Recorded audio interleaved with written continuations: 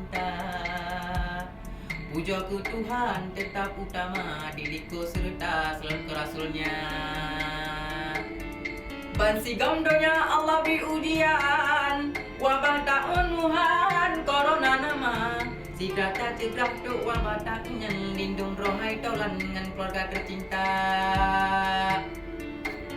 Tak jaga jarak dengan sentuhan, kebersihan lingkungan pi serta membeda puto bak keramaian sinan penyebaran bandiangan ijak.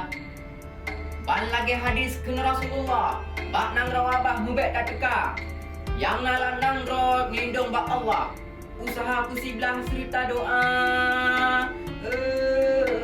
ilahi rabbun kamu tulung buji obala. Turut dan patuh ban peraturan dari pemerintahan yang tak keluar, pribadi yang jauh taat aturan, getanyo aman keluarga sejahtera. Mari segera tanyo laksanakan penanggulangan virus corona, lenyan segera terlaksanakan di rumah saja bersama keluarga. Lebih KKBN kali programkan ketahanan keluarga dengan 8 fungsinya. Mari bersama kita terapkan dengan hairakan dari pertama.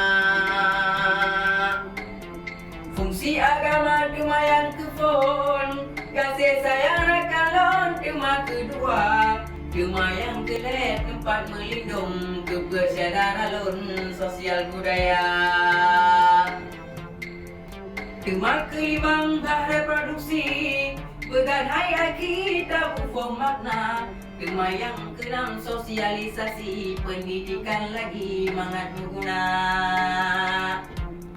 Nyan tema fungsi ekonomi, lingkungan lestari pi buta jaga. Nyan ke mandungnya hai aki. 8 fungsi dalam keluarga. Dengan berkat sawut ke Nabi, dengan 8 fungsi benteng keluarga. Marilah kita mendekati diri kepada Rabbi agar selalu dalam lindungannya.